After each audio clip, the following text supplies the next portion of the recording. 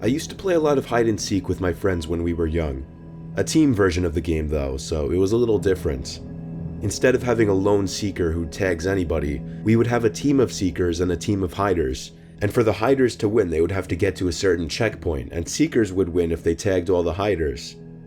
To tag one of the hiders, the seeker would have to two-hand touch their back, just like touch football. It started when we all formed our group on the block around 8 years old, all the way up until we were about 13. I lived in a cul-de-sac where there were 3 other houses besides mine, and kids my age lived in each one. There were also 4 other kids right outside the cul-de-sac around our age, so ever since I was little I had a group of neighboring friends.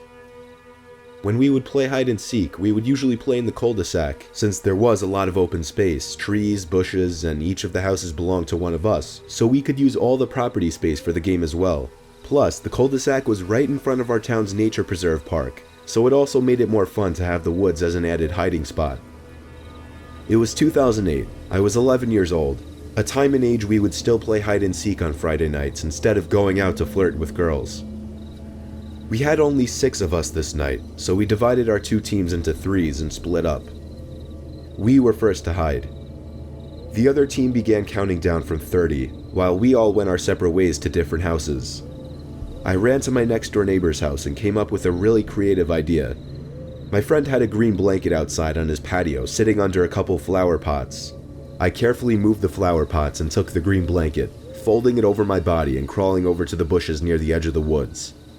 Since our houses met the edge of the nature preserve, we could all choose if we wanted a back fence or not, and my next door neighbors chose not to have one, meaning the woods connected to some of our backyards. I heard the backyard gate open, so I quickly ran into the woods and knelt down under the green blanket. I would occasionally lift the blanket over my head to see who was there, and eventually I saw one of my friends creeping around the backyard, checking under the table and such. So while they were distracted, I waddled on my knees to the backyard of the next house over, where I could hear the commotion of one of my teammates getting caught. I lifted the blanket over my head to see what was going on, and I saw someone on the other team escorting my teammate back outside to the street. This was the perfect opportunity for me to run for it.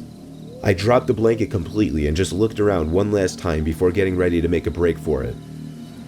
Then, the most unexpected happened.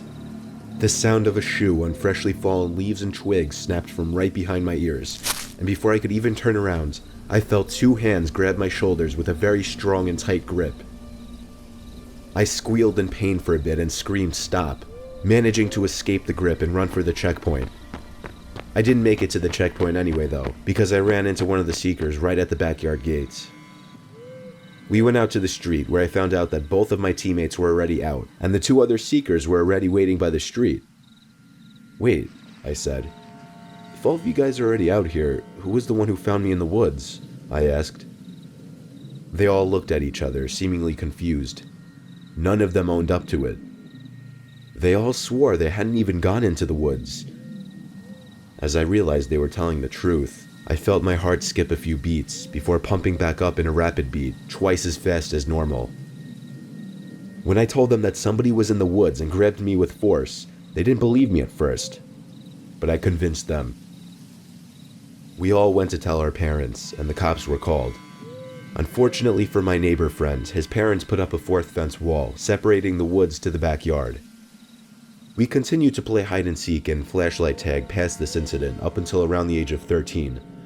Our parents just made us carry flashlights from now on and left all the backyard lights on. And of course, the woods were off limits. I'm happy to have such fond memories with friends as a young child, but that still doesn't take away from the fact that this was one of the most horrifying experiences of my life.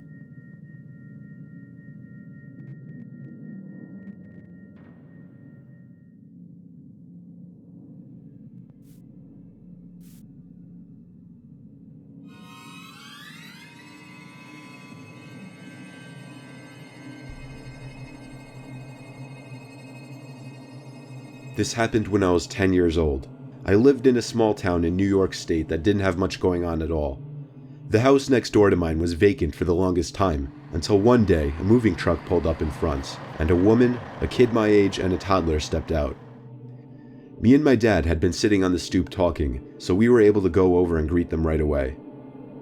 The mom seemed pretty normal, though there was something slightly off about her personality. my dad and the mom introduced me and the other boy my age to each other. He introduced himself as CJ, and then reached out his hand for a handshake, which for kids our age at the time was very weird.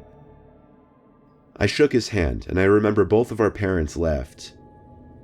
My dad ended up pressuring me on the spot to go hang out with CJ upstairs in my room. I wasn't against it, so I led him up to my room. I sat down on my bed, and he just stared at me blankly, creepily. I asked him if he wanted to play Mario Kart, and he didn't even know what that was.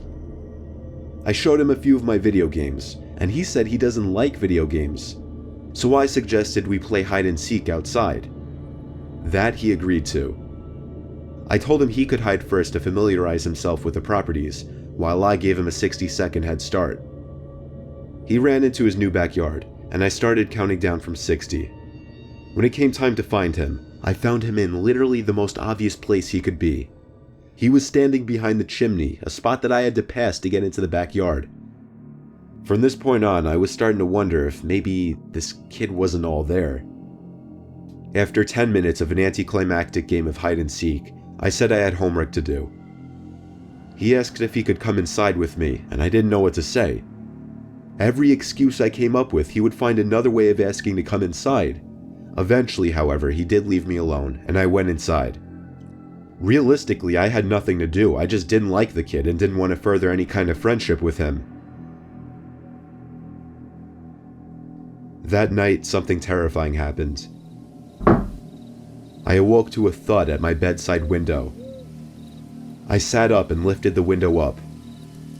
I was disturbed to see CJ's face at the upstairs window of the neighboring house. He leaned out his window and called out for me to come over and play hide and seek. I yelled over he's insane and told him to go back to sleep and leave me alone. I aggressively slammed my window shut, as well as the blind, and tried to go back to sleep.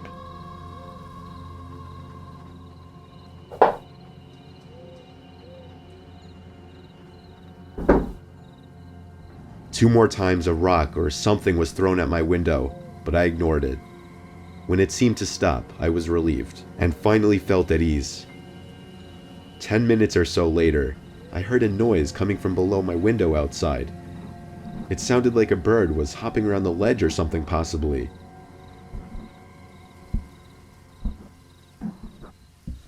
The sound kept getting closer though, and then I heard a thud come from right below my window.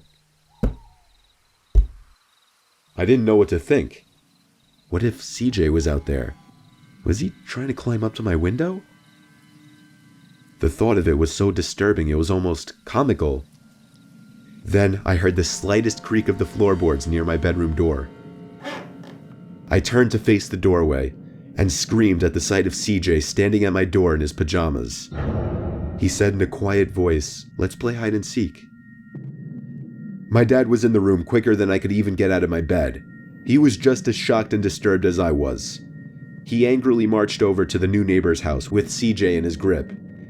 I watched the whole thing through my window. He raised his voice quite a few times. It turned out CJ simply entered through an unlocked window downstairs. My dad got a restraining order against the woman and her son. Unfortunately, they weren't going anywhere though. For months after this incident, I would have to awkwardly avoid eye contact with the mother next door the few times I saw her.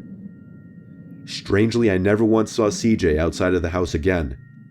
However, every single night for over a month, I would check outside my bedroom window across to the other house and see CJ just sitting by his window looking into mine with his creepy blank stare. It got to a point where I eventually left the blinds to that window closed 24/7, and eventually it stopped. CJ and his mom moved out less than a year later, and luckily I never saw them again.